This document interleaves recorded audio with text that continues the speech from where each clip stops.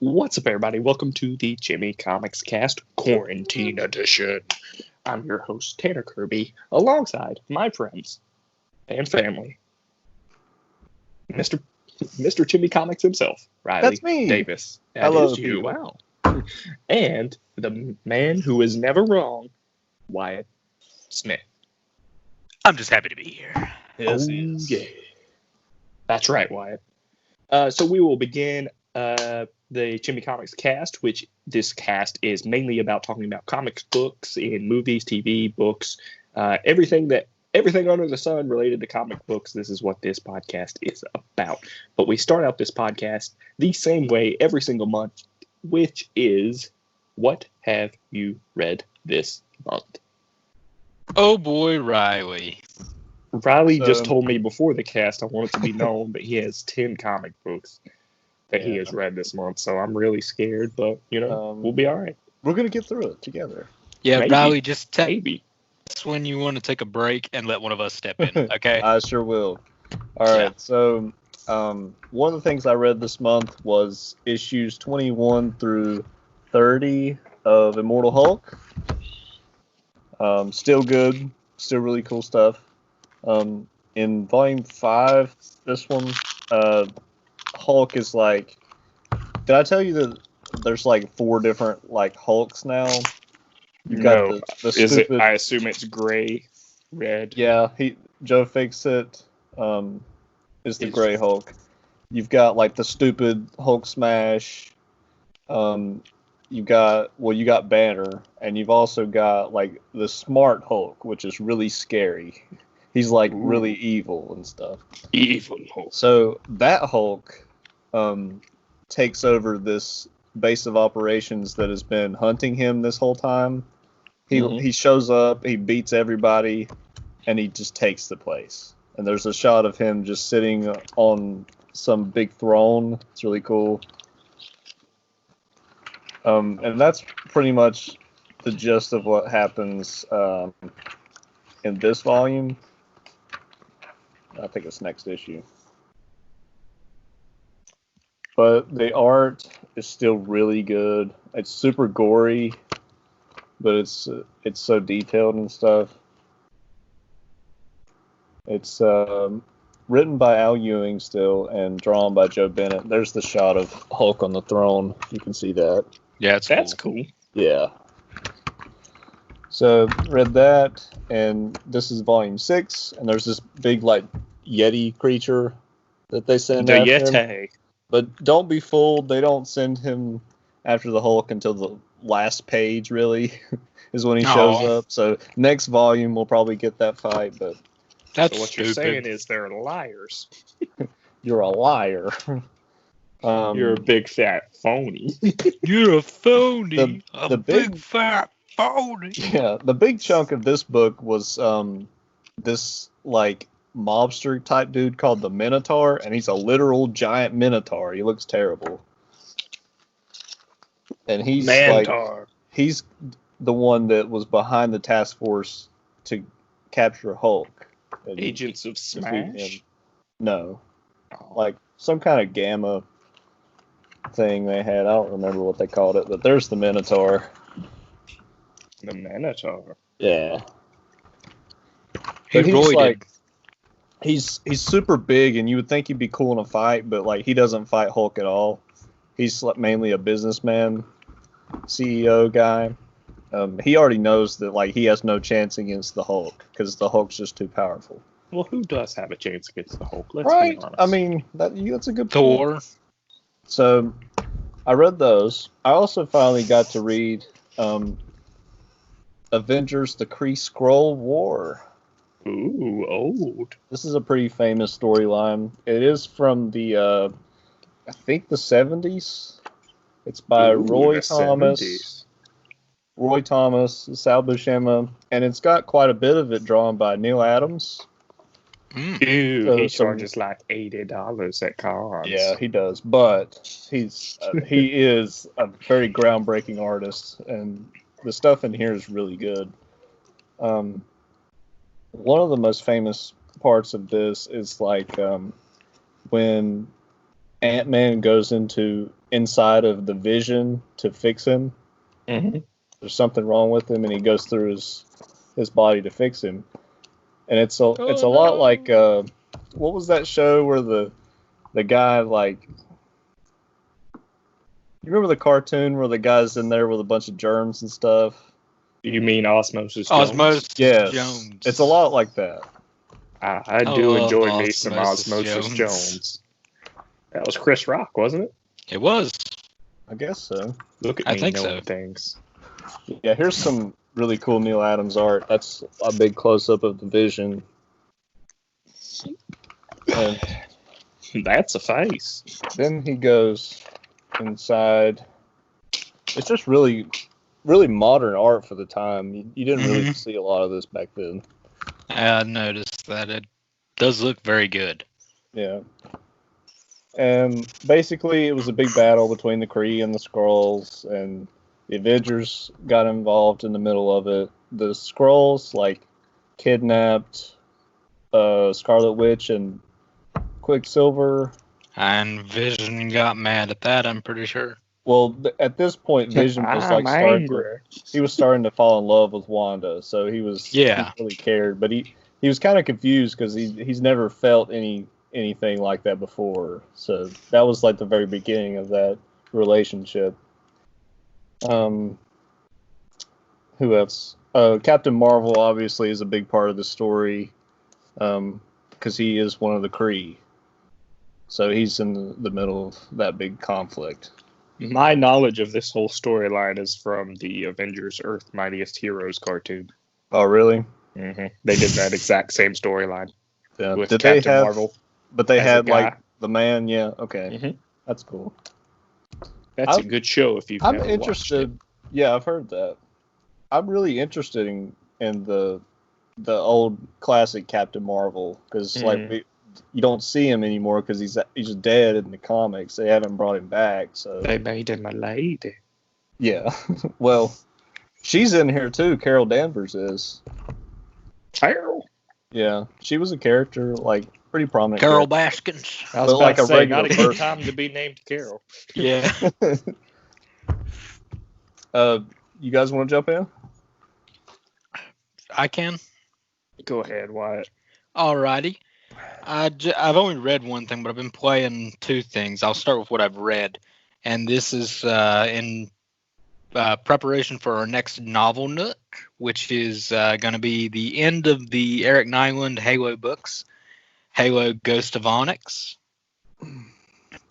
where at this point in the Halo universe, it's set during Halo 2, between Halo 2, Halo 3, kind of. So Master Chief isn't really in this book at all.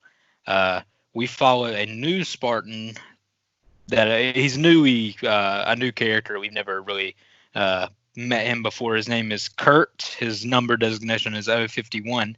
And he got kidnapped in the 2530s by more humans. He didn't get kidnapped by aliens. He got kidnapped by members of the Office of Naval Intelligence, and they're the people who run the Spartan program, like the original and the Spartan 2 program.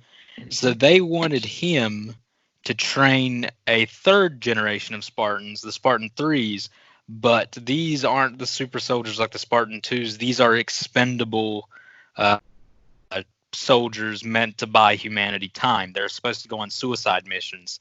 So this explores that, their training, and the psychological effect that has on Kurt, because he's literally training them to die. And we get Forerunner stuff, because the base where the Spartans are trained has Forerunner installations on it. And we see where Dr. Halsey and Kelly, another Spartan, went in the last book, Halo Operation First Strike. Mm-hmm. So yeah, very good. We'll get into detail when we do the novel nook. Yeah.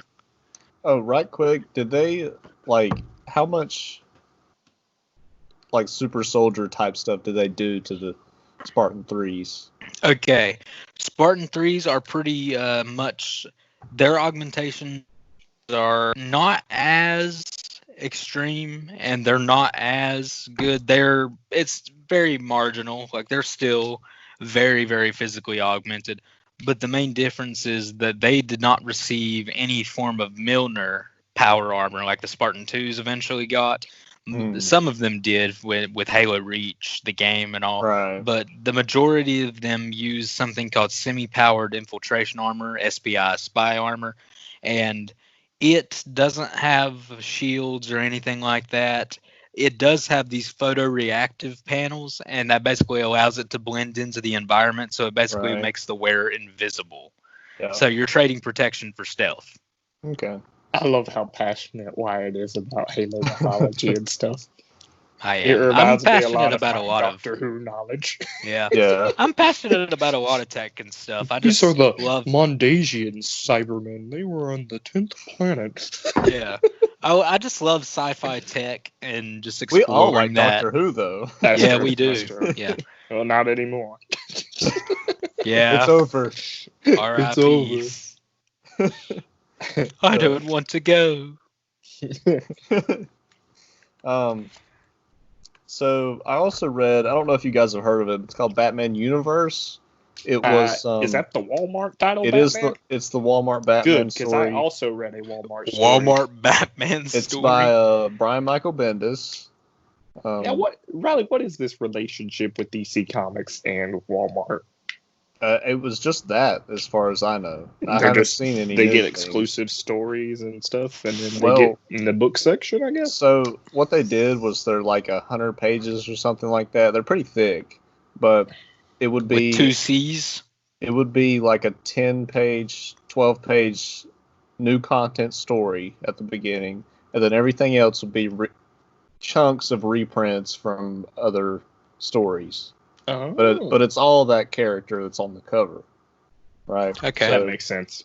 This story it used to be the exclusive Walmart story, but now they've went back and put it in a trade altogether. So it did come out in 12-page segments every week or month. I don't know what they did for release, but now it's in one big story, and it was only like 120 pages, I think. It wasn't much at all total, but overall, I thought it was a fun story. It reminded me a lot of the Brave and the Bold type stories. It wasn't like serious Batman at all. It was like team-ups and jokes and stuff like that.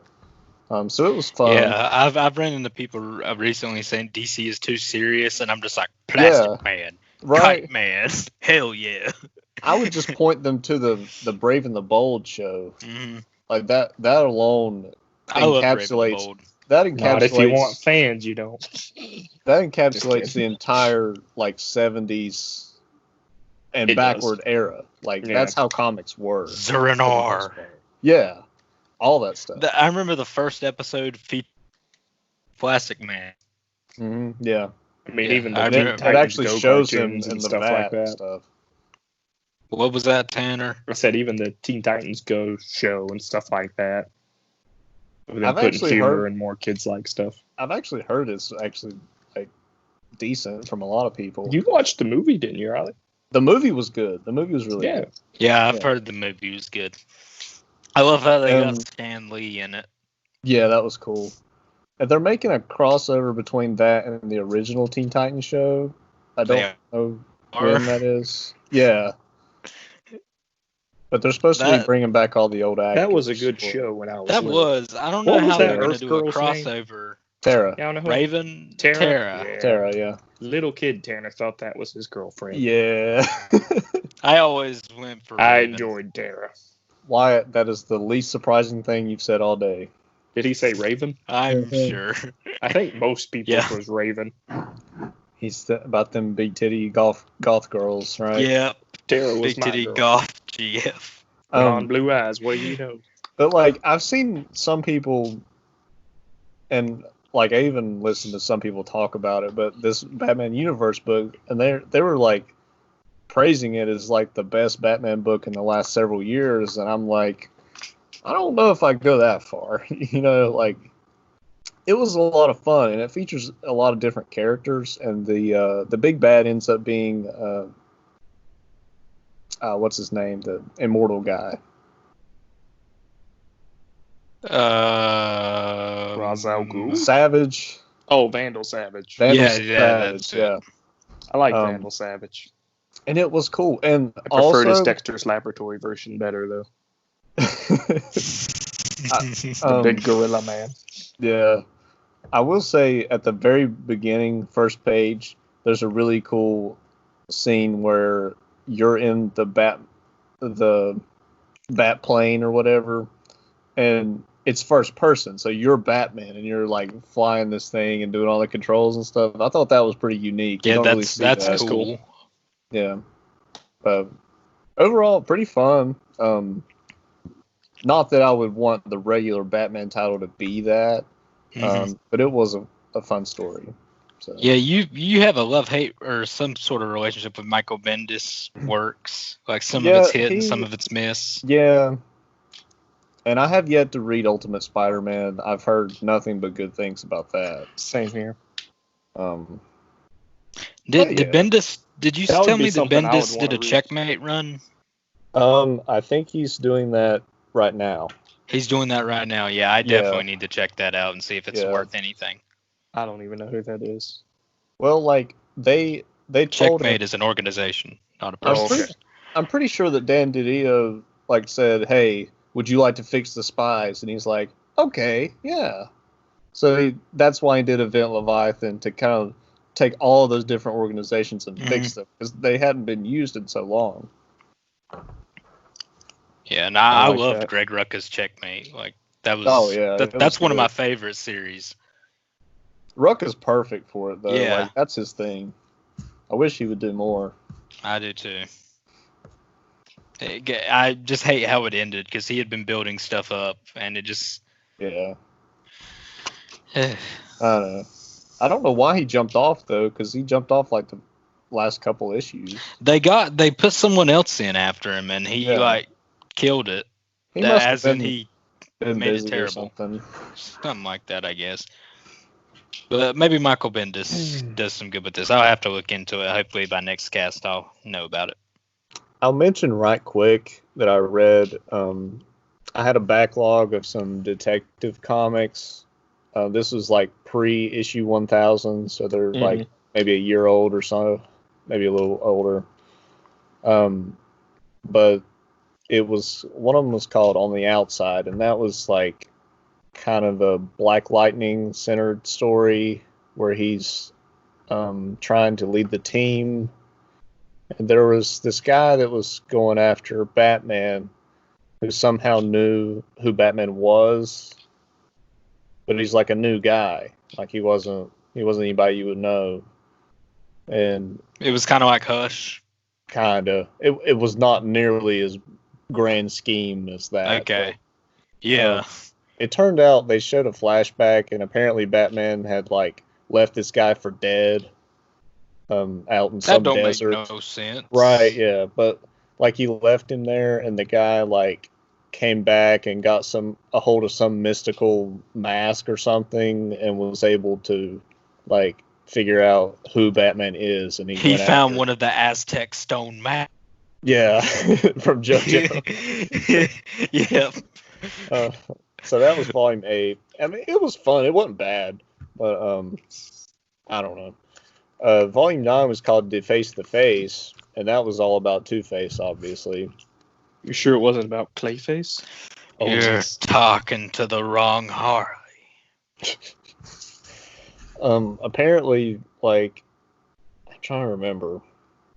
Someone had just died, I think. Like, Batman was investigating a murder, but it's like a nobody case, so Gordon's like, why are you even here? Like, we don't need you for this. But come to find out that the body was actually switched. Well, not switched, but like they did plastic surgery on him to make him look like someone else.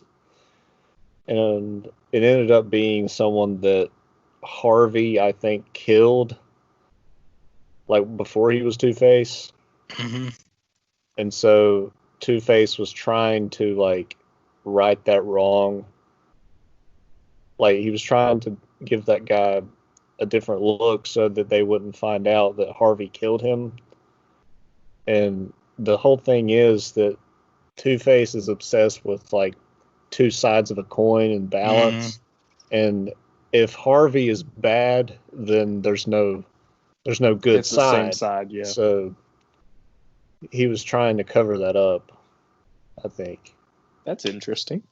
Yeah, it is. It was a fair story. Wasn't bad. There was also a one shot where. How's this writing been since the old Tom King left it? No, this is Detective. This isn't Batman. Yeah. Oh, gotcha. Yeah, but that run has been really good. It's strong. I think it's better. Like the Tom King stuff, it's fine if you read it like several issues at a time. But if you're reading that thing bi-weekly, you get nothing. Yeah. So. But yeah. What'd you read this month, Tanner? Tom King. You read some Tom King Batman? No, I read some Tom King Superman. Oh, you read that one. Okay. Superman Up in the Sky. Cover all the bases. Dude. So good. Was it really? Oh, so good. So good. The top level view of the story is basically what would Superman do to save one little girl? And that's the whole story. And it is so freaking good. I cried. I cried. It was so good. I was worried and apprehensive to read this because there was an interview between like him and next to Frank Miller. Yeah. And like the whole time Tom King was like going, man, Superman's so boring, and like he just didn't get Superman. Like he's that guy. And Frank Miller was just sitting there like, you've got it all wrong, man. Like Superman is so interesting, and this is how you have to write him and stuff. So maybe he changed it for this book, but I don't know. Writing him, he did, because it was good. It was real good. It was. I have like the Superman Valentine's thing that you read. Yeah, Riley. Read that. It's like that. In that I saved like screenshots of panels and stuff on my phone. You sent them to the group chat, didn't you? Of the Valentine's one, yeah, because Riley had just read it. Riley, okay. Did you like it as much as I did? I thought it was really good. The guy who wrote it, I think his name was Jeff Loveness. I've never heard of him before. I haven't either. He's written a few things, but not like. He's got a lot of love to give. He really gets Superman. Like I would love to see him write some more Superman. God, I want Tom King to write some more Superman. That was amazing. The story was like about. It was told from the perspective of Lois and how she views Superman, and she was going like back through the past and viewing like her not being able to figure out his identity and all that stuff, and how she felt stupid, and how she admired how much he cares about each individual person. He doesn't just like go and save people because he needs to. He actually cares. Mm-hmm. So it really tugged at your heart a lot. There's a whole issue in Superman Up in the Sky where the little girl, it's after he saves her, it's the last issue, and all she's doing is asking him questions. Yeah. And it's so good. She's like, there's one part and she's like, who would win in a fight between you and Batman? Like she's asking questions that like you would ask if you met Superman, and he's like, Batman. She's like, why? She's like, why and how? And he's like, because he would. Because he's Batman. Yeah, that's basically what he said, because he's Batman. And she's like, really? And he's like, no, not really, but I'd let him win. And she's like, why would you let him win? Yeah. He was like, because it would make him feel a lot better than me. That's and funny. then it's like, she's like, well, what makes you happy? And he's like, he said his work, his job, his family, and then he said, and the fact that I'm with you right now and I know you're safe. And I was like, oh. Yeah. That's You're Superman. awesome. You're awesome. Yeah. So great writing on Tom King. So I mean, I'll probably read that one a lot. I did not expect it to be as good. I read it legit because I saw Tom King's name on it, and I saw Superman. I was like, might as well. Yeah. Is that one as well? Yes, it is. It was one of the newer releases. That's why I was just like, all right, cool. I'll read that real quick while I'm on the way. That's cool. Ball I bet like it a baby. read super It was quick good. too, if it's Tom King. It's 6 issues, I think. Might be less than that. But apparently it was like in those Walmart issues, like you said. Yeah, it should be about the same. So just in parts, and different parts in each one, and then they released a full one with them all together. Mm-hmm. Oh my gosh, so good though. Speaking of Superman, I also read All-Star Superman. Yeah. By Grant Morrison. So I liked it quite a bit. Yeah. I thought it was pretty cool. I really cannot stand Frank Quitely's art though. Like it's just a thing with me. It's a thing with me. Like a lot of people are like, man, it's so great. I'm like, That's my thing with like Jeff Loeb art and stuff. See, Jeff Loeb's kind of different though. The thing I have with Quitely is that he can make any woman ugly. Like Wonder Woman is supposed to be like really beautiful, and she just looks like she got hit in the face with a truck. It's sad really chest bad. area. No, just the face.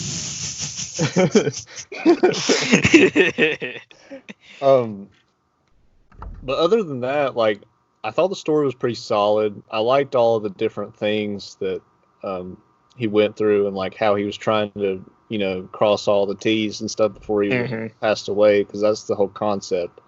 It reminds me a lot of an issue I just read from the 60s where Superman gets like infected by this Krypton virus. You talking about Whatever Happened to the Man of Tomorrow? No, this is one you would have never seen. It's just a random issue I read that someone was talking about, because this whole virus reminded them of that issue. Oh, okay. So I went back and read it, and like it's the same. Like he tries to stay away from Supergirl, obviously, because she can get it. She's from Krypton. But he, like, back then he had a whole fortress full of robot Supermen. So he sent them to like do all this stuff, and I swear I read this. Yeah, right. If it's very similar, and I think that's where Grant Morrison got the idea. I swear it's in the book that I have. Yeah, old Superman stories. It's really super. It's really. Does he fly away at the end? Like leave the planet? Superman? Yeah. No, Does he stopped being Superman? No, at the end he finds out that he didn't even have it at all.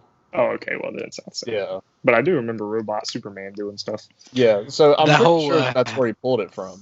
Probably. That whole having a disease thing in the original idea for Fallout 3, like before Bethesda bought it, the story was going to be that you escape from this prison, and it turns out it was a quarantine prison. So everyone you've met throughout the game, you've been given this new plague to.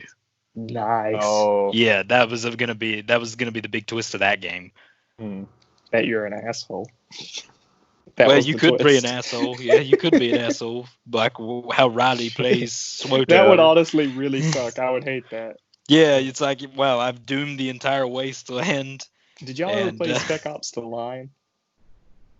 No, I've watched a playthrough, and there's the white phosphorus scene. Yeah, I played it. I played it because it was one of the PS Plus titles when it was on PS3, when I had my PS3. It was really good. Very sad, though. Very sad game. You're the bad guy. You don't realize it until the very end, but you're the bad guy. Yeah. That game was like a apocalyptic scenario where like global warming went super fast, and like there wasn't much water around in the desert. I thought they were just in Dubai. It was like a post-apocalyptic Dubai, though, wasn't it? I don't think so, because Dubai just doesn't have water as it is. I mean, yeah, true. It's a hot place. Yeah. You drop white phosphorus on civilians. You do. Oh, wow. Yeah. Well, it's a choice, but like at the time it makes sense to make the white phosphorus. Remember, choice. No Russian. Yeah. Yeah, at the time it's no like, let's get revenge on these people who just like tried to kill us and stuff. And they're like, okay. Then you shoot the white phosphorus and you're like, oh, there was a bunch of civilians down there. Don't that make you feel bad? And you're like, yes, it does. That is the line, and we just crossed it. Yep. Yeah. Riley, we want to talk about this book that I didn't like yet? Well, I mean, I Why did you not like it? Well, we'll get You'll into understand that. What the more. heck? Yeah, We'll get into I probably it, won't Riley. understand. But back to All-Star Superman. I thought it was really good, but it's definitely not my favorite Superman story. Like a lot of people say this is the story. What is my favorite? I think my Grant Morrison might be my favorite. That or Superman for All Seasons. I mean, not Grant Morrison, but Tom King. Sorry. Tom King is your favorite Superman that story? might be my favorite Superman story. Well, it's that and then the Valentine special, probably. Maybe Superman for All Seasons. Those would be top 3, definitely. I don't know. I can't really think of one right now. Probably Whatever Happened to the Man of Tomorrow. That's my favorite. Yeah.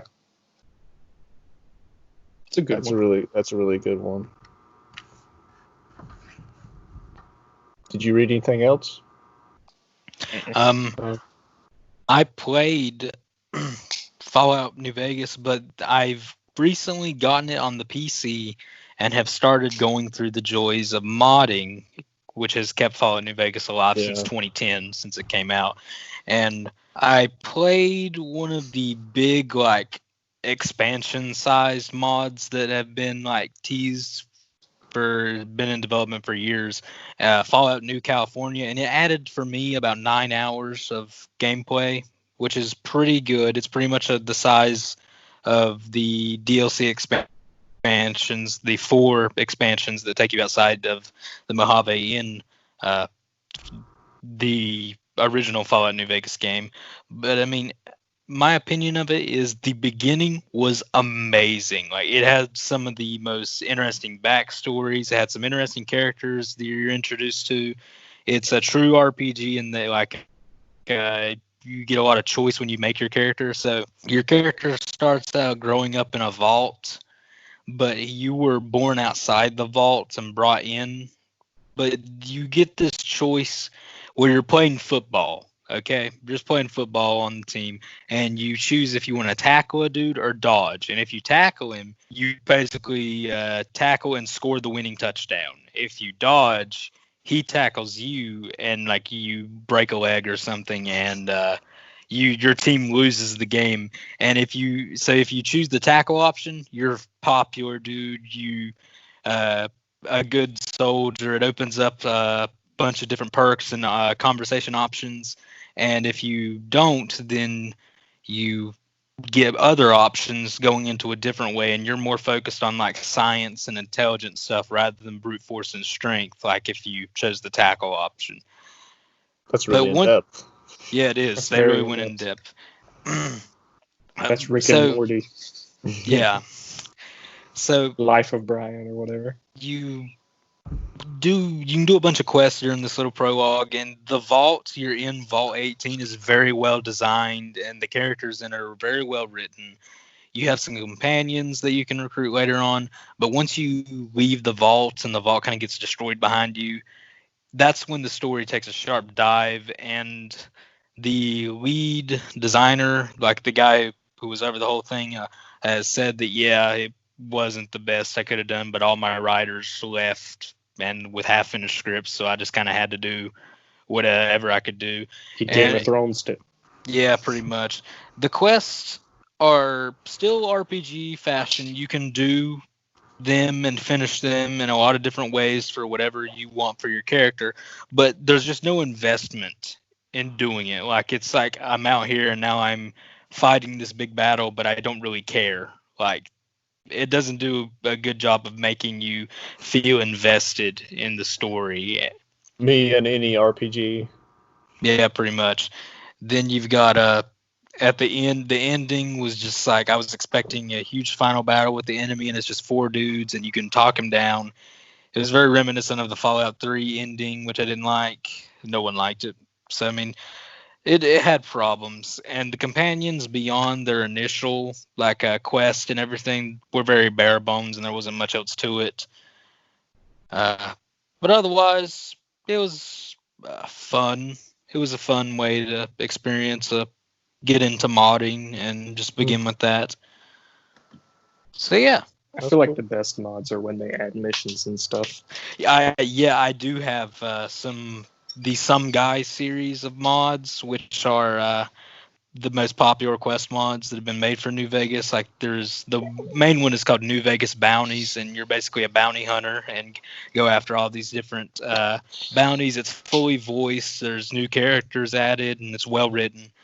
There's also the Inheritance. There's several of them. I haven't completed them all yet, but I mean, yeah, I've liked getting into modding and being able to revisit a fresh take on my favorite game. That's cool. That is awesome.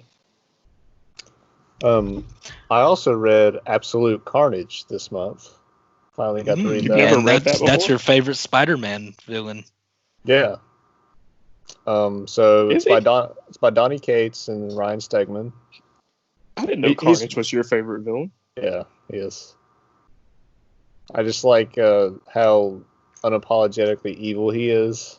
I agree with that. You can never write Carnage like where you feel sorry for him or you relate to him or anything, and I like that. I think it's pretty much the Marvel Joker. Yeah. So I guess that's why I like him so much, and he looks sick. There's not a better looking villain, in my opinion. Just get ready for the Woody Harrelson movie. Yeah, I'm ready, man. What is it called? Let There Be Carnage, ain't it? Ain't that what it's called? Something like that. Carnage. I had no idea this was a thing. I think he'll be perfect. What did they say? It's the Spider-Man universe of movie characters. Yeah, Spunk. Yeah, Spunk. This is by Sony.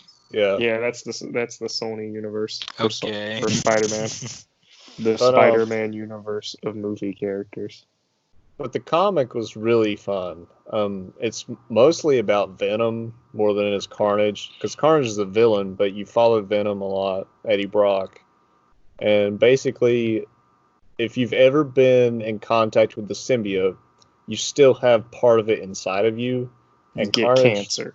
And Carnage, apparently, Donny Cates just wrote into the mythos of this symbiote god called Null, and apparently he's been asleep for millions of years or whatever, and Carnage, of course, is trying to wake him up and bring him to Earth, right? And he needs all of the pieces of the different symbiotes to wake him, so he's going around and he's like ripping out people's spines and like raiding different corpses for people who have the symbiote, and he's getting all that together, and so that's my line, Wyatt. Yeah, so that's the whole premise. It was a lot of fun. It was better than I thought it would be. Like, I thought it was just going to be like kind of stupid fun, kind of like DC Metal by Scott Snyder. That's what it reminded me of by the look of it, but it was actually pretty in-depth and interesting. And it doesn't leave off like resolved. It seems like it's going to continue, because the way it ends, spoilers if you care, but I don't. At the end, he wakes Null, but that's where it ends. Like, they had the whole big fight and everything, and Venom tried to stop him, but he wasn't able to, and so he was awakened. So I don't know if they'll finish that in the Venom run or if they're going to like do another event. Probably do another event. But it was good. It was really fun. It sounds good. Yeah. I also was able to. I'm a couple issues away, but pretty much finished the first omnibus of Uncanny X-Men by Chris Claremont. Really fun stuff. What was the Josh Whedon? X-Men. Joss Whedon, that's Astonishing X-Men. That right. It came out like the mid 2000s, I think. Mm-hmm. Is this Uncanny? Is this the one that focuses more on Kitty Pryde and stuff? She's not in it yet. Gotcha. But it is. But she will be. Gotcha. So this is like right after the Stan Lee run, which didn't do so well at the end. X-Men was a failing title. Nobody was buying it. In fact, at the end of the title, they were reprinting old stories just to like try to make a little money on them. They weren't writing anything new. Well, then enter Chris Claremont, and he takes the X-Men to a new level to where it never been before. Everything you know about the X-Men is pretty much by Claremont. It's not Stan Lee for the most part. Even Beast, before he was like just a giant. He looks like a man, but also a gorilla. But he's like he still has the skin of a man and like just looks like a person, but he looks weird. And this is where you get the blue furry beast in this run. Okay. Also, you get, it's the first appearance of Wolverine, Storm. Who else? Banshee, but nobody knows Banshee a lot. He was in First Class, wasn't he? Might have been. Colossus. Love Colossus. Colossus is cool. And Nightcrawler. The Russian. So it kicks off with giant size X-Men fighting dirty. Yeah. My favorite scene is from Deadpool when Deadpool's outside with the boombox. Oh yeah. What was the? I need to go back and watch the little Deadpool girl's 2. name that was best friends with the Negasonic Teenage Warhead. Yukio. Yukio, and he would always say, "Hi, Yukio." Yeah. Hi, They're Yukio. so cute. Hi, Wade. Hi, Yukio. Yeah. Hi, Yukio. Yeah. Hi, Wade. Hi, Wade. God, I loved her. I need was to awesome. watch Deadpool 2 again. That's one of I my do favorite too. movies, to I be do honest. too. Let's do Deadpool in review, or X-Men in review, and do all the X-Men movies plus Deadpool. That would be a task. That's an undertaking. Yeah. That would be fun though. I think it's 10 movies. It wouldn't be too bad. Yeah. Nah, we get to watch Logan. That's true. I need to watch the black and white version. I haven't Still seen haven't Logan. watched it. Oh my God, Logan's awesome. You haven't seen Logan at all? No. Bro, Right, we've established that I've missed quite a lot of movies. That one is literally the best though. It legit is. It's probably my it's- favorite comic book movie. It is near the top of every comic movie. So in this book, we get to see like the new team come together, and the only X-Men from before in it are Cyclops and Jean Grey. That's the only two that carry over, kind of. Jean. Take Take that back. Let's just watch the old X-Men cartoon. Yeah, but like, there's so much good characterization in this book, and like. You just see like relationships forming between the team, and they all go out on dates and stuff. And not too long in this book, we get to see Jean Grey get the Phoenix. And then toward the end of this book, I think she's starting to become the Dark Phoenix. Next book will be the Dark Phoenix Saga. Nice. That's exciting. Yeah, so I'm really looking forward to that. But there's so much good art in this book also. Like, Dave Cockrum does a lot of it at the beginning, and then it switches to John Byrne, and he is like, the face of the X-Men pretty much. Like, he's the one that draws most of the stuff that you know about. Mm-hmm.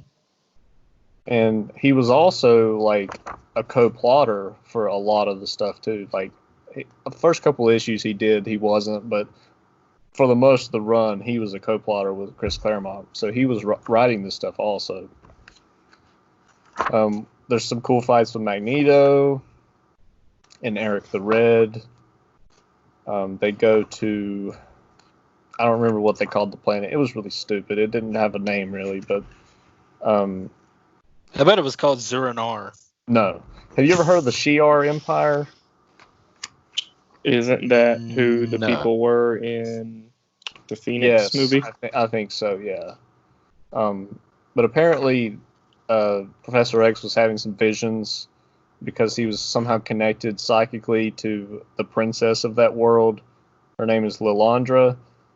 And in a story, the X-Men get separated. Jean and Beast, they get cut off from the rest of the X-Men. Well, both groups think that each other is dead. So Jean and Beast escape, and they go back to Professor X, and they're like, the X-Men are dead. And, Professor X is distraught, and he leaves the world to go off with Lilandra. So in this point in the story, he's there with her. Laundra. Yeah, but then toward the end, the X-Men kind of get back together. The Professor X is still, not on Earth. And during that time, Cyclops also met a new girl, and he was starting to date her because he thought Jean was dead, but now he finds out she's alive and he doesn't know what to do. Love triangle. And toward the end of this is when your question will go unanswered, Tanner. I guess so. What'd you say? I didn't hear what you said. Was it Emma Frost? What, Emma Frost? Yeah. No, she's not in here yet. Oh, I like Emma Frost. But we do get to see Jason Weingart. She was played by January Jones. Yeah. We do get to see Jason Weingart, who is the head of the Hellfire Club, which Emma Frost is in. Yeah. So that'll be coming up too. And we also, for the first time, it's mentioned that Wolverine has an adamantium skeleton. Okay, yeah, that's pretty big. So later on, biggest advantage. Yeah, and later on we'll find out in the 80s, I think, is when they write that Weapon X story, where he's being experimented on. They give him the skeleton and everything. There's also a story in Japan where, it reminds me a lot of Yu-Gi-Oh! Wolverine, the movie, when he falls in love with a Japanese woman. He speaks Japanese in the comic. So I thought that was really cool.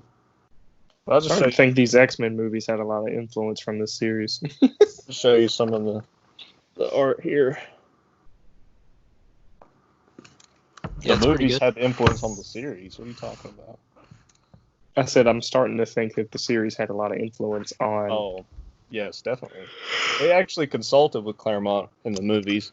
That makes sense. Because, when they were first starting to make the movies, they really didn't know where they were going. And they had a conversation with him, and he's like, all right, this is the X-Men. And he explained to them, the different relationships and what they're really supposed to be. And they completely turned it around. So those first couple movies would not have been good at all if they hadn't talked to him first. Makes sense. I mean, you'd miss out on iconic characters like Basketball Kid. Yeah, I mean, you remember that? You're right. And Maggot. One of the X-Men. Yeah, one of the X-Men movies. There's a kid whose power is he's just really good at basketball. What movie? One of the X-Men movies, because they're outside. They're outside the building, and there's this kid, and he's shooting basketball, and he just makes every shot. I think so. Makes me think of First Class. Basketball Kid. Well, lastly, I read this book, which we're going to be talking about tonight, Batman Creature of the Night by Kurt Busiek and John Paul Leon. I really like the art in this book. The art, yeah, it was good. Jean Paul? It was this is the same guy who did Secret Identity, right? No. Who did Secret Identity? Brad Meltzer. Damn, I thought... Oh, yes. I thought you meant Identity Crisis. My bad. No. He did Superman Secret Identity. Yes. Yeah, you could tell. It's the exact same thing. Yeah. Also, the artist kind of helped with the story a bit. He changed some things and helped the story kind of mesh together better. Because this story was written over the course of maybe 10 years. Just really? Trying to get it published and everything. It was an idea you had for a long time. Yeah. Tanner, not like it, but before we go, I liked one it at last thing. first. I liked it at first, but I felt like it fell apart at the end. Okay, is that all you've read, Riley? Yeah, this is my last book. Okay, I'll just say the last thing I've been doing is I started a new Dungeons and Dragons campaign in 5th edition. D&D. Yeah, found out. Still think we need to do a Star Wars campaign. I mean, y'all make your characters, and I'll try and come up with something. But yeah, I'm playing a rogue. We started at level 5. Our party has a sorcerer, a cleric who's also classing into paladin, I believe, and a barbarian. We had more people, but those were just the only people who showed up to the first session alongside the DM.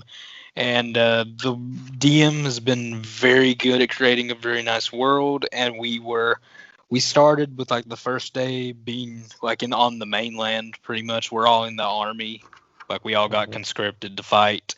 And he's like, what do you guys want to do on your last day? And I was like, well, I'm going to go around the supply area since I'm a rogue thief and see if I could steal something.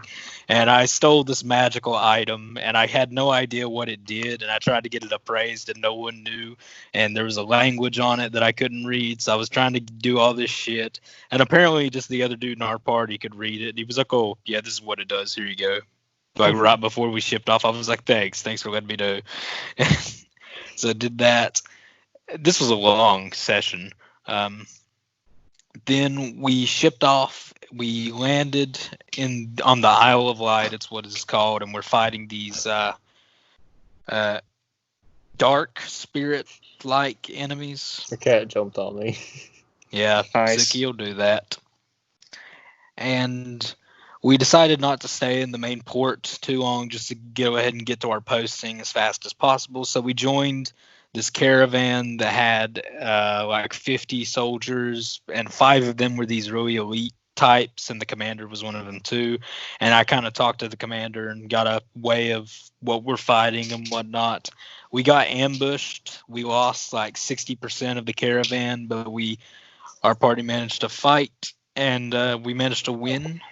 And I managed to kill one of the big bags, and we managed to get to the fort. We delivered a bunch of food, so mission accomplished. And yeah, that was our first session, and we'll be continuing tomorrow. Cool. I have no idea what any of this means, but I support it. Thank you, Tanner. Can I come in as a guest character tomorrow? He's not answering. I think that's a no. What are you talking about? I don't think you could be a guest character. We're really Damn, only that's- wanting people who would want to play seriously. Like no joke characters. Gosh, Tanner. Dang it, I want to be the Serious players character only. that just comes in and then dies. I want to Yeah. be that side character who has fun. All right, so let's get into Batman Creature of the Night. So, right quick, you guys can help me give me a basic outline of what this book is. It kind of... Superman's secret identity, but Batman. Right. If you haven't read that, though... I haven't. This says DC, and it's not a Black Label book or anything. But it doesn't take place in the DC universe. It takes place in kind of real life. But it's also don't mistake it for a true story, because it's also just fiction. Yeah. But it's about this kid whose name is Bruce Wainwright. He's not rich or anything really, but he loves Batman. Yeah, he loves reading old Batman comics. And he has an uncle named Alfred. Well, they're not. Yeah, they're not kinda. really old when Who's he's gay? young. Well, he didn't grow up in 1940. He grew up in the 1960s. Yeah. I don't think so. Yeah, it was the late 60s when his parents died. I don't know, because there were later on when he was in his 20s, he comments about like- it about Alfred, because he finds out Alfred was gay, and he says that if I went with him in a gay part of town, because that's where he lived, Yeah, like in a town, and it was the late 60s, then people would have talked and it wouldn't have worked. So that's why Alfred never took him in and adopted him. yes. So the kid, he loves Batman already, but early on in the story, his parents get shot and killed in a robbery gone wrong. Yeah, it wasn't in an alley. Like they were in. Yeah. And they walked In his into their house. house, and the robbers got caught like that, But like while they're robbing. And ever since that happens, he starts seeing this later on, this bat creature thing flying around and beating people up in the street. And he's like, what is this? So you spend the whole story figuring out what that actually is, which I thought was a pretty cool twist at the end. Yeah. But it's basically you can see a lot of parallels between people who experience trauma and they put it onto something, that helps them get through it. But overall, this story gets a 10 for me because it's by Kurt Busiek, and I just really like the story. It hooked me in. I read the whole thing in one afternoon. I just really enjoyed it a lot. It was good. I definitely enjoyed it. It was like a good real life take, and a lot of more like a horror and like a psychological story was the main point of this. It also had some good detective work and a very real statement, I will say, on what Batman in our world would look like how just beating people up and solving crimes doesn't always work. Yeah. Which I really like that. Like, he goes after a very corrupt politician. Mm-hmm. And it ends up he uncovers...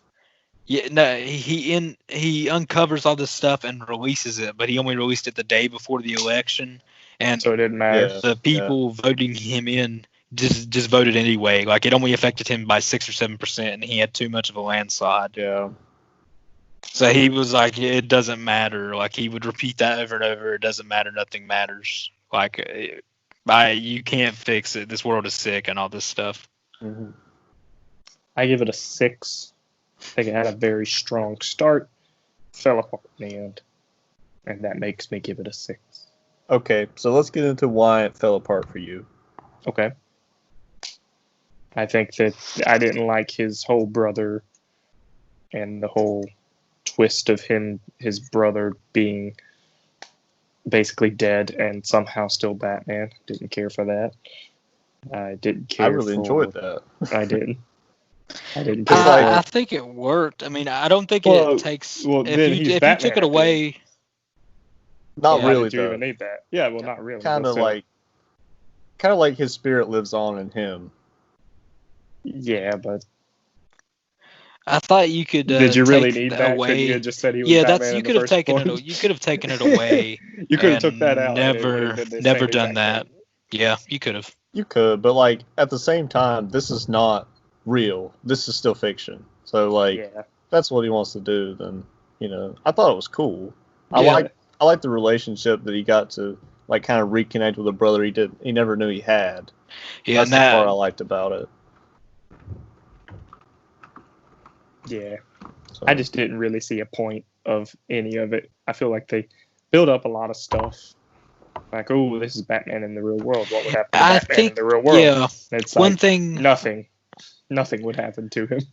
One thing was the connection of Gordon. He meets this officer, and he calls him Officer Gordon. Yeah. And he meets characters who are named after characters from Batman. And this one, he was supposedly connected to criminals, Gordon was. But, I mean, nothing really came of that. Mm-hmm.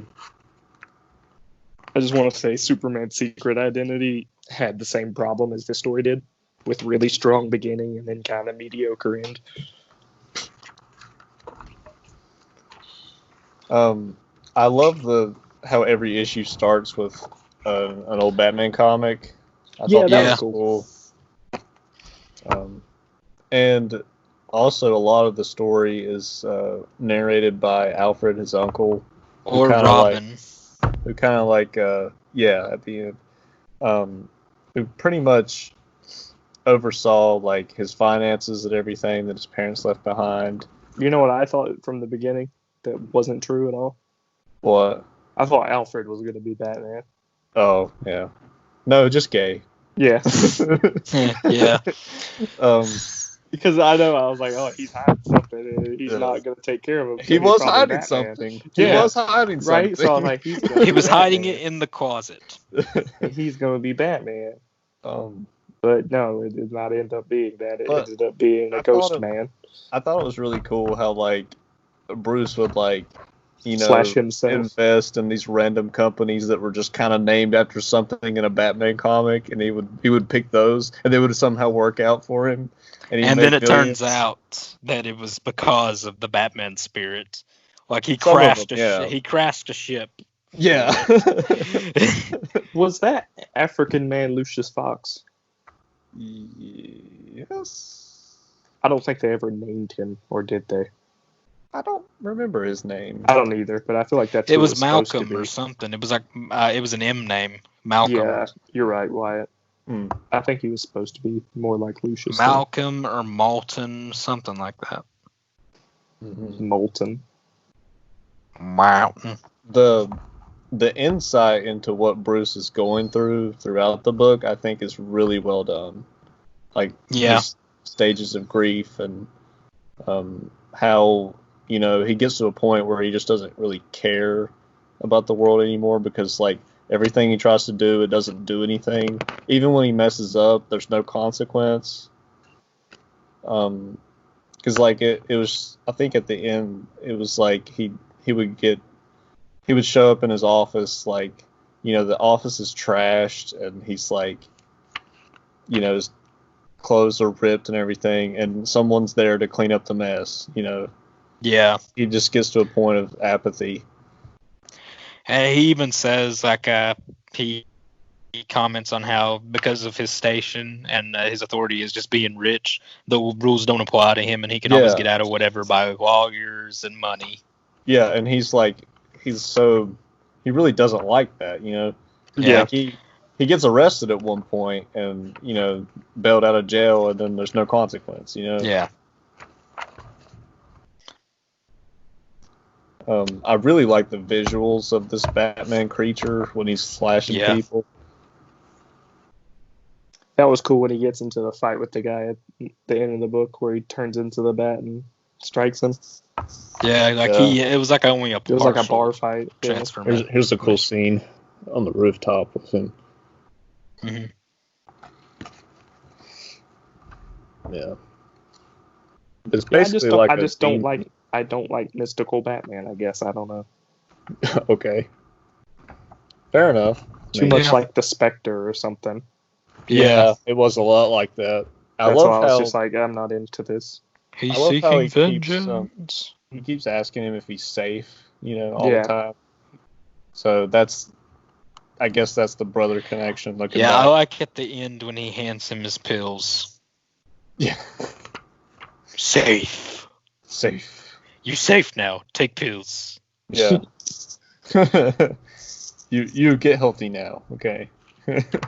I've driven you crazy long enough. You're safe.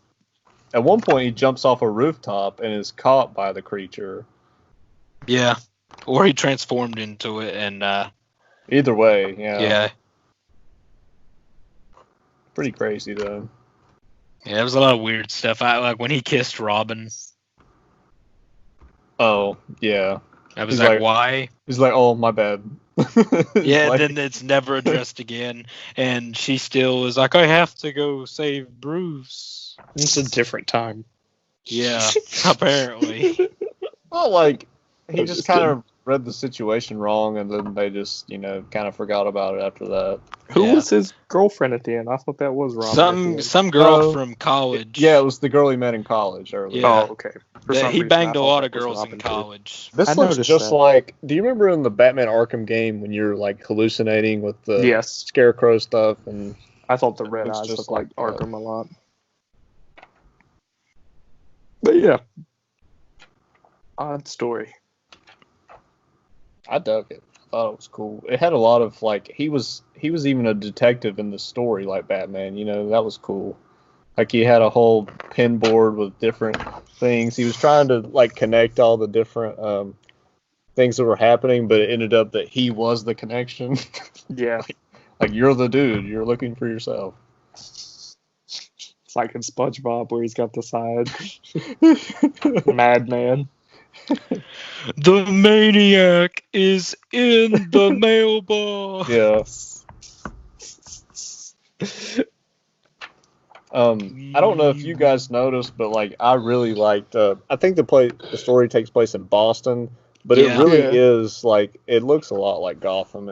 I appreciated the start of the book where it was talking about New York City, and it was like New York, Gotham. Well, it's also Metropolis. So let's go for Boston. Yeah. Yeah, in this hardcover, he talked about that, choosing what city he wanted to put it in. And he decided on Boston because it was a little more gritty and not Metropolis. That's why he went for that. Yeah, but I honestly New York, because it's New York and you got, hey, I'm walking here, and just people being jerks. That fits Gotham more than Metropolis to me. Yeah, I don't know. I've always saw Metropolis as New York and Gotham as Chicago. Yeah, that too. Yeah, that works. But yeah, not my cup of tea. But I'm glad y'all liked it. Yeah, that was fun. Yeah. I like realistic tales of superheroes and stuff.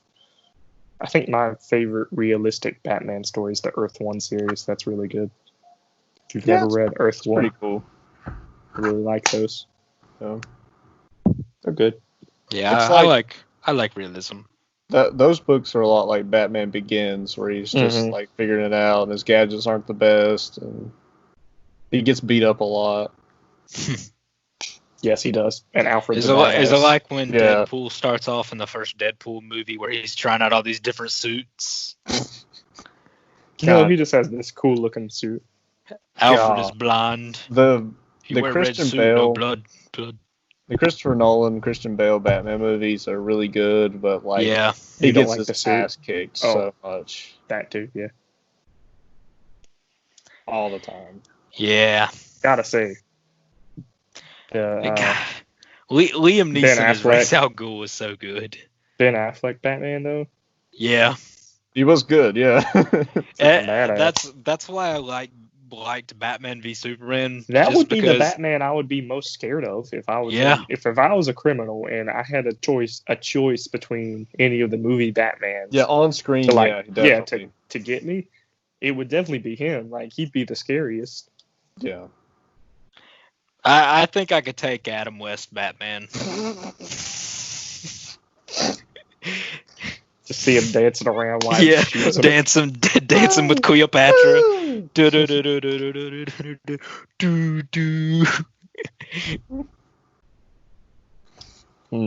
googly moogly Batman. Yeah. But I hate doing these group reviews, Tanner. You don't like anything that I know. Y'all gotta pick good stuff. It is though. I don't know what your taste is. I'm just saying, Riley, every time I give a recommendation, it's a 10 out of 10 from everyone across the board. Like Superman Up in the Sky? Yeah, y'all should read that. You're literally the only person that I've heard say, man, you gotta read this. Dude, it's so good. You got to. You got to. I don't know. It's a recent release. We playing some That's Rightery. Well, I guess. We could talk about the video games you guys are excited about. Well, I would I forgot. Damn, that's going to be a long episode. We don't have to go that long, but just want to say I'm excited for that new Series X. Yes. Day one purchase for me, probably. I have not heard. What y'all thinking price tag? My guess is $500. I can't imagine them going to $600. Yeah, it'll either be $500, and I think they may have a new console that is less powerful but cheaper, like a $300 console. Maybe. I'm okay with that. If it's all digital and I don't have to put disc in it, I'm alright with that. Yeah, I could see them doing that. Now, if it's Stadia, I just have not heard. To rely on my internet and stuff. No, can't do it. Yeah, Stadia is gonna fail. That's just no. I mean, it's not gonna fail. It's just gonna be something that's there that no one uses. A failure. That is the definition of a failure. That is the definition of a failure.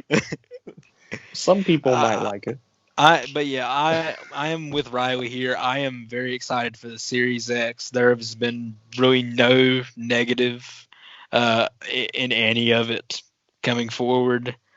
All the information has been good. They've done a very great job. I'm very proud of Phil Spencer, and I really like Phil Spencer as the head of Xbox because he's like an actual gamer. I like how straightforward and in front of everything they've been so far. Yeah. They've really been up front and straight with their audience, I'm really impressed by that. Mm-hmm. I'm very curious on y'all's exclusives and launch titles and stuff. Halo is looking good. Yeah, Halo is going to be making launched. some good moves. Halo and Forzas are always givens, but I'm talking like the studios that y'all bought. Not as a launch title, like though, because I mean, the Halo, Rares, Xbox they kind of just 360 bought them, didn't they? The Rare and the Obsidians of the world is what I'm most excited for with the That's Xbox. what's May 7th. 5 days, they're having a digital event where they're going to be showing a lot of games. They're not going to be showing Halo or anything like that, but all the studios they've purchased are supposed to be having stuff. Ubisoft is going to be showing some stuff. I've heard Assassin's Creed, the new one, Valhalla, is going to be. Yeah, Watch Dogs will probably be there. Cyberpunk is going to be there at May 7th. So we're going to see all of that. Have we heard anything about a Gears, or did that come Gears out too 5. recently? Gears 5 came out, 2 years ago? Is that right? Or just a year ago? It was 2019. They showed Gears 5 it'll be a little on the Series X. Okay. Did you see that, Riley? What? They showed Gears 5 on the Series Play X. on it, yeah. They showed the load screen, like load time comparison between the Xbox One X and the Series X. How much faster it is. I don't think Gears 5 was received very well. Like, probably not. Doesn't it kind of tail off from the rest of them a lot? I don't know. I'm not a Gears fan. I think it does. But, like, the past couple have not been that fun, honestly. So, I don't know. I'm excited for PlayStation to reveal, anything. Yeah. I feel sorry for Tanner over here on the Sony playboard. Honestly, I think that controller looked pretty sweet. Sony may be doing a repeat of the whole PS3 added some weight to it. Yeah. I think Sony has greatly underestimated Microsoft going into this generation. What you're saying is, like PS3, they're still going to outsell Xbox. I don't think so. Oh, funny. I don't know. I don't think so. I think Microsoft I don't think any console is going to do that great, honestly. Yeah. Just based. Hopefully we're over this soon. Yeah. Be able to play these. I will brave coronavirus to get Cyberpunk 2077. Do we know if Doom is going to be an upgrade title? Because I feel like that could run on the new system. I feel like with the Xbox stuff, didn't they say that all of y'all's games are going to be automatically upgraded, and also they will release on both for 2 years? Yeah, they're still supporting Xbox One for all the 2 exclusives years. will still be on the regular Xbox. But I'm saying, is there a Series X copy of that game, or do we know? I feel like there would be. I know it'll run on there, but yeah, that's what Cyberpunk is doing, a free upgrade. So you will get a free upgrade, but I think they're going to do a release with added stuff for the Series X because of all that hardware. So we'll have to just wait and see. Yeah. It'll be a wait and see kind of thing. Because I would love to just wait for Doom, Yeah. Because it doesn't seem... I haven't heard that it's a free upgrade. So I would be willing to wait for that. Yeah, and just buy it outright. Yeah. And if it is a free upgrade, then you can just go get it used for $20. It's true. Classic. But those couple games have been really good. They're super fun games. So I'm excited about the new one. I still haven't got it yet. Me too. I'm excited for Halo. I'm excited to see things Obsidian will make. I'm very excited for Cyberpunk. I don't think I've ever been this excited for a game. Valhalla, Valhalla got me with that trailer. I might be getting that. I'm not usually into that kind of thing. So I still expect Ubisoft to have their RPG I guess God of War mechanics in there that don't need to be there. Yeah, that's pretty much what it is. They put RPG mechanics in Recon, the Breakpoint that came out this year, and it was terrible. Yeah. What is it called? Assassin's Creed Valhalla? Mm-hmm. Yeah. I think the new God of War game will be called Ragnarok. God of War Ragnarok. Just give him the hammer. That's kind of what. Spoilers for God of War. Who hasn't played it? But at the end of God of War, Thor shows up at your house. Yeah. And he like strikes lightning, and then it kind of goes to credits. Didn't he like kill his own son or something? He killed both of his sons. Oh, okay. They were trying to kill your son. Boy! Has there been any Atreus. news for the new game? No. No. Okay. No. Atreus! I'm What wondering. do you know about that's coming up For for PlayStation that you're interested Last of Us 2. Well, Last of Us 2, well, you got release dates. I don't really care for Ghost of Tsushima. If you listen to the new podcast that's on the new Chimmy Gaming channel, and now I've called it Chimmy Games, me and Keaton talk about what we look forward to with the state of gaming and everything that's getting delayed and stuff. But I don't care for Ghost of Tsushima or whatever it is. It's about ninjas and stuff and Japanese culture. I'm not into that. Keaton is, though. Keaton's really excited for it, and that's by Sucker Punch, and they made, like, Infamous and stuff like that. Mm-hmm. Hell, I would love a new Infamous game. Those games are good. But as far as Sony exclusives and what I'm excited for, I guess I would be... Last of Us 2 is obviously the biggest one. Horizon 2 will be good. But yeah. other than that, we don't really know of anything else. Spider-Man 2, obviously. I feel like that's probably the first or second year we'll get Spider-Man 2. When does the Avengers game come out? September. That's September. Okay. Ooh, I looked going to be that trying up. to go against Cyberpunk. Yeah. I looked that up the other day because I was like, when is this game supposed to come out? Flop. I'm sad, but yeah, might be. Yeah, that last trailer they released really just killed any excitement I may have had for that game. If it's got crossplay though, and like we can all get on there as like different heroes and stuff, that would be very fun. Yeah, I would have a good time with that. The thing is, like, they all look bad. Like their outfits are bad. They look bad in the face. My thing is with that game, it looks good to me. I don't think it looks that bad. I don't think any of the characters look that bad. They look like game versions of different things. It's just we've been so blessed with the MCU that we don't think of this stuff as... We think of average stuff as bad. I guess, yeah. But honestly, I liked Captain America's new outfit. Oh gosh, I hate that. No, I hated that. It looked like a favorite. riot shield or like a police officer. It has I like think it looks cool. These like A pleats. SWAT. and- It's SWAT vest. Yeah, it's a SWAT guy. Why? I don't know. I Black like it. I think it Widow's looks cool. ugly. Like this. They improved her. She did look ugly at first. They did? Give you Okay. that. Yeah, they improved her in the last trailer I saw.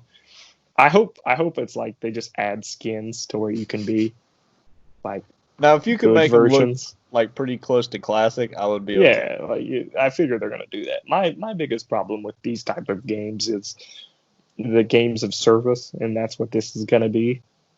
And they're just gonna keep updating it until they're it's gonna good. release. They're Like gonna it'll release be a shit half. at first, but then it's good now. I don't like games being shit at first. I would prefer them being good at first, and then if you want to give me DLC, I'll pay for it. Mhm. You don't have to keep giving me stuff We really do to make miss it the days subpar. of Batman, the Arkham Yeah. games. Well, hey, hopefully Rocksteady comes through. Yeah, for us. unfortunately, just with modern game developers, it's really changed to that. Oh, we can just patch it later, just release it now and get whatever money we can, which really sucks. Really, the only ones who aren't in that camp is like Rockstar, very... Tanner just left. Yeah, what the hell? He'll be back. There you are. I had to plug my phone in. Yep, okay. So, yeah, really all we have left is Rockstar a little bit, because, I mean, they take a while to release a game, and when they do, it's going to be pretty good. Like Red Dead, I was okay, and my wish was fulfilled with Red Dead Redemption 2. I enjoyed that game quite a bit. Then you have CDPR, of course. Like they delay their games a lot. But I mean, as long as the finished product is like Witcher 3 or what I expect Cyberpunk 2077 to be, I will be fine with it. Is Rocksteady confirmed to be working on something right now? Supposedly, Riley, they were supposed to be doing I think they still will, with Jeff Keighley, the guy who does the Game Awards and stuff like that. He just announced like a Summerfest type thing with multiple events, and supposedly Warner Brothers is going to have an event. They were going to have their own conference at E3, but E3 got canceled. Yeah. Okay. They'll do are that they going to Harry do Potter their own game and then whatever Rocksteady's working on? Are they going to do their own digital event like Microsoft is doing? That's what I'm guessing. Okay. That's where we'll see Halo. But also, separate from that, we're also getting a game from Warner Brothers Montreal, a new Batman game. So that excites me. Yeah, I'm excited for that. I'll play it. I'm more excited for whatever Rocksteady's working on. Do we know anything about the Batman game, though? Like, at all? Okay, I didn't think we did. Warner Brothers Montreal is all we know. Yeah. Which is good, though. Yeah, it'll be Montreal, and they'll make their Batman game, and then I feel like I don't know if Rocksteady's the one making the Harry Potter game or what. I hope that they're making a Justice League or just some other DC character. Green Arrow. Well, I hear the Superman game got canceled, so apparently that was a thing, and then it got canceled. So it sucks. It's hard to make a Superman game, though. I guess Arrow's not as big as it used to be, but that just seems like the next step. Dude, do that and give it Horizon controls? Hell yeah. Yeah. Honestly, one thing I'm excited to see would be some more stuff from 4A games and more Metro stuff, because I was very happy with Metro Exodus and the 2 expansions that have been added on, Tale of Two Colonels and Sam's Story. I really enjoyed Sam's Story. That was very good. I don't know if they have finished other single-player expansions, but I can't wait to see a Metro game in the next generation, because on this generation they already did a huge leap graphics-wise. Metro Exodus is a beautiful game. And they did a lot of good work on creating very immersive worlds. So I am excited to see what they bring in the future. Okay. Yeah. All right, Tanner. Are we ready to go to the Jeopardy section? Yes, we are. Go ahead and pull it up. All right. We might do you just want to do like a separate video for this? The Jeopardy? Yeah. Oh. No, I don't think so. We should add it on to the cast, because I mean. Okay. Yeah. I just thought this cast is going to be really long. Okay. You guys see this? Yes, I Yes. do. Okay, good. So I'm not playing it, y'all two, all right? All right. Tanner, All right. if do you y'all have like a piece start of paper acting like Alex Trebek right now. Do we have what now? No. Like a piece of paper or your phones. Use your phone. Yeah. Use your phones and just type it on like the Notes app and then like show it to the screen. I can't do that because I'm on my phone. I can text it to you, Tanner. No. Do you have a pen or paper nearby? How are we buzzing in? Tanner, just let me text you the answer. Buzz. Well, we don't have to do that till Final Jeopardy. Too. What? That's going to be Final Jeopardy. We don't need that yet. Okay. Well, either way, y'all pick a number between 1 and 5, and whoever's closer to the number in my head wins. 3. 4. Riley wins. Of course he did. Why'd you pick the number in the middle, Wyatt? Because if Riley picked wrong, I would win. Why'd you pick the number in the middle? Do you know the answers to these questions for the most part? Yeah, I looked at them all. Okay, that's good. All right, Riley, I'm the one having to click. Remember, you have to answer in a question. Y'all just say buzz when it's I'm going to go Heroes for 100. All right, Heroes for 100. Pull it up. This hero appeared in Action Comics. Buzz. Number 1. All right, Riley. Superman. The actual answer is, who is Superman? Sorry. Press spacebar, Riley. Space. Let's see if you got it. Who is Superman? Yay! Yay! Give yourself 100. click the plus on the team one. You'll be team one. Cool. And just space again, or what? Yeah, click it. Click escape. Oh. Okay. All right, next one. I'll take heroes for 200. Okay. This hero is known for being your friendly neighborhood. Buzz. I got Wyatt. Oh. Who is Spider-Man? That is correct. Riley, show us the answer. Who is Spider-Man? Good job, Wyatt. All right, Wyatt, you get to pick the next one. Heroes for 5. Heroes for 500. In an interview with TotalFilm.com, Stan Lee stated that he wished he had created DC Superman and Batman along with this Marvel character.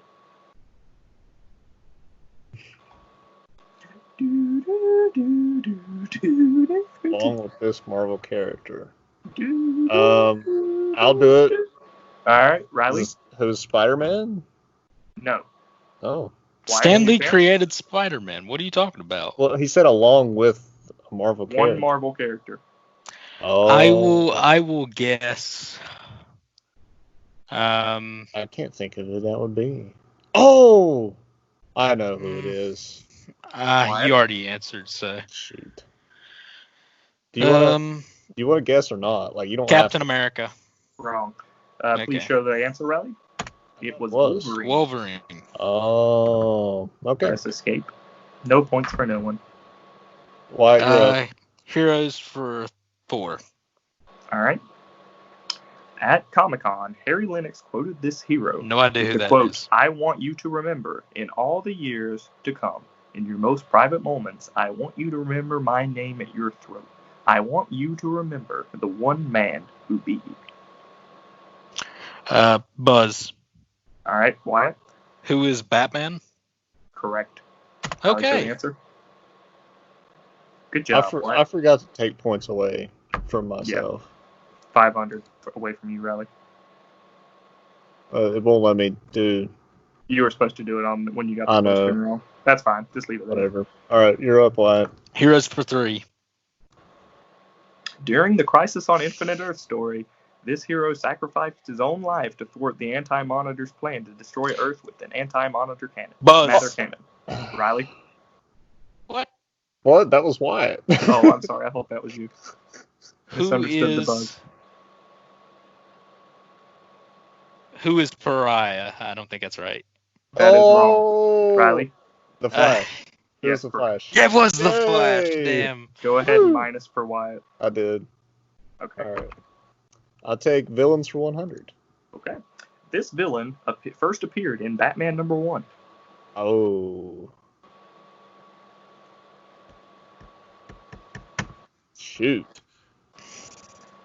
Who is Two-Face? I don't actually know this one. So. Oh. I'm not going to guess. I'm not going to risk any points. So. Okay. Oh, it was the Joker. Oh, wow. It was the Joker. No points for Riley. Okay. You don't have to minus. Well, yeah, you do. Yeah, I do. Yeah, you did. You got it wrong. I'll do Go 200. ahead, Wyatt. Did Wyatt pick for 200? Oh, I know. No, it was my pick because I picked the question, the last question. But I thought you got it wrong the last time. I did. Yeah, but I mean, he still gets to pick. Oh, okay. I buzzed in. It's who is the Green Goblin? Yes. Woo. Well, I didn't get a chance. I was waiting for Tanner to read it. Sorry. It's all right. This villain is responsible for inspiring the creation of Deadpool. Buzz. Wyatt? Who is Deathstroke? Wyatt, you are correct. Oh, that's right. Who is Slade? Yes. Who is Slade Wilson? Villains for 5. Okay. This Superman villain is only banished by saying his name backwards, right? Buzz, but I can't. Mixoplitzel. Yeah, that's close. Mr. Mistlepitzel. Yeah. Or Mr. Mistlepick. That's right. I had no idea. I know. We are even on the board. Let's do writers and artists for 500. Yeah, I don't know any of these. Okay, don't click that. It's just who did the art for Kingdom Come. Oh, who is Alex Ross? Yep. Woo! Yeah, this is a free category for Riley. They're not that hard, Wyatt. I knew a lot of them. Let's do writers for 400. All right. This artist is responsible for X-Men #1, which holds the Guinness World Record for best-selling comic of all time. Who is Jack Kirby? I believe that is correct. I could be wrong. Jim Lee? Ooh. Oh, 1991. 1991. I missed that too. I did not Minus get those that. points. I missed that too, Riley. I didn't Yeah, catch my the bad. 1991. All right, let's do story arcs for 300. All right. Scarlet Witch suffers from a mental breakdown and alters the fabric of reality, thus creating this famous story arc. Buzz, what is Riley? What is House of M? Correct.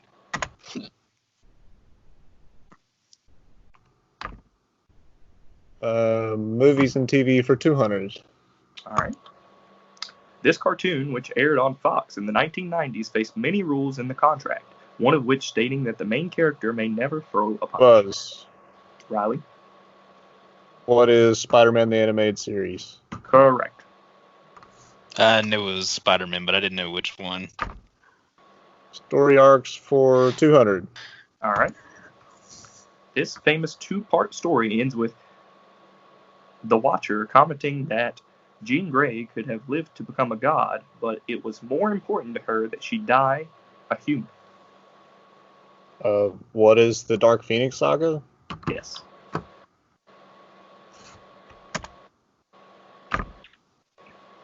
Movies for 500. All right. This movie was filmed in secret under the title Rory's First Kiss. Rory.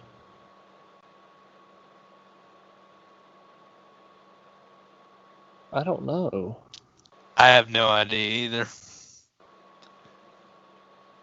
No I'm guesses? not gonna guess. It was The Dark Knight. How does that make sense? Yeah. Because a lot When I of heard I heard Rory, I movies just are thought filmed Doctor in secret Who. and they have different names, like Star Wars was Blue Harvest. Yeah. That's so weird. Yep. Villains for 400. All right. Written by I know. David Michelle, this character's human component, Cletus Cassidy, was to be Marvel's answer to DC. I think there's some lag because I didn't even see it, and Riley was like, "I do." Oh. Well, who is it, Wyatt? Carnage. Yes. Good job, Wyatt.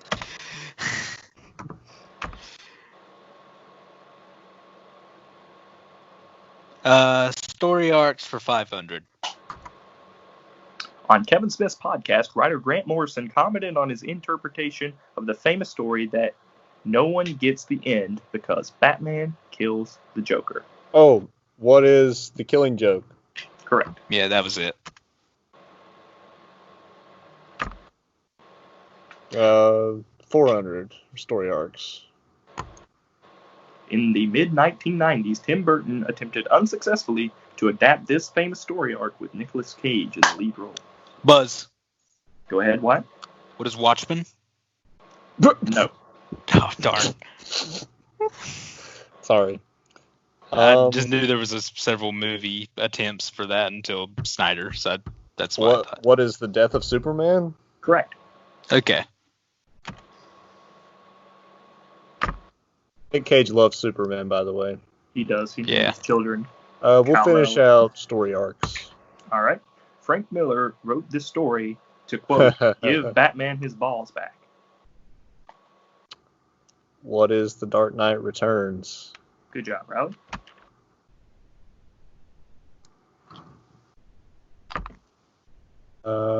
Movies for 100. All right.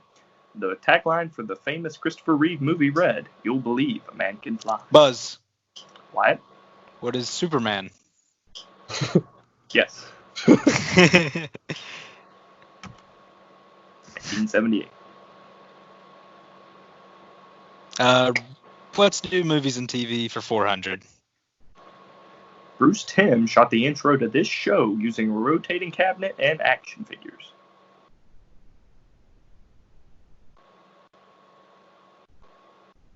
Oh. I have a guess, but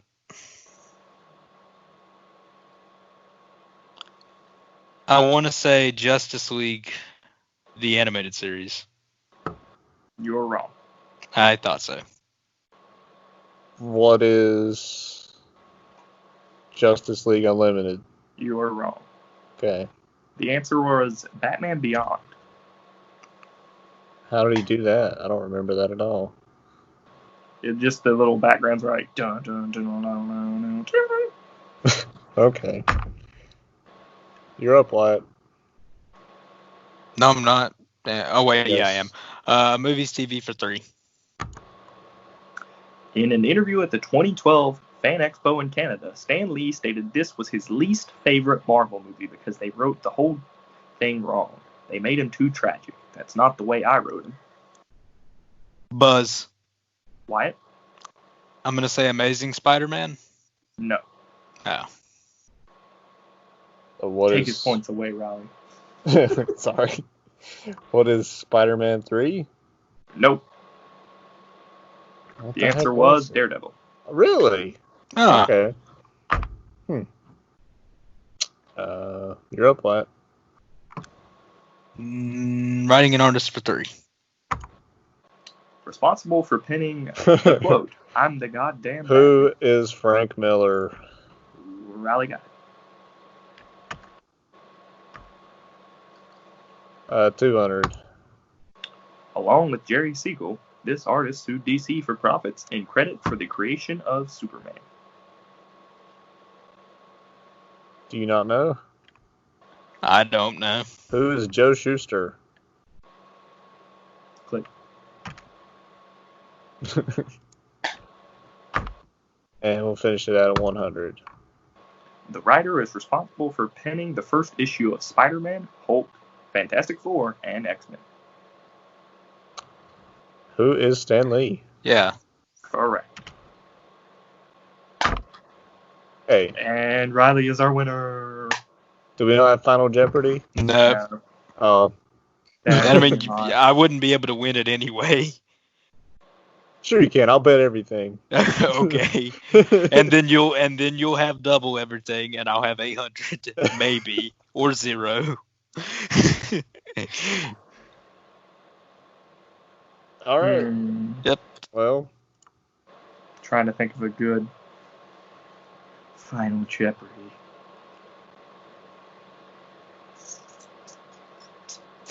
Sorry, Wyatt. No, man, I've already. I know I'm gonna lose a comic trivia with you. You literally have you have probably 5,000 comics. I didn't in know your that there was collection. a lag with you though, because there were some that I got that you could have gotten. Yeah.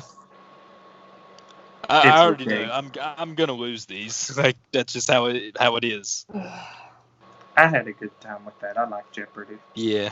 That was fun. I'll beat your ass in regular Jeopardy though. Nice. All right, and that was the ChimiComicsCast. We hope you enjoyed this show and this episode of the podcast, and I hope you subscribe and like all our videos, and we'll see you next time, guys.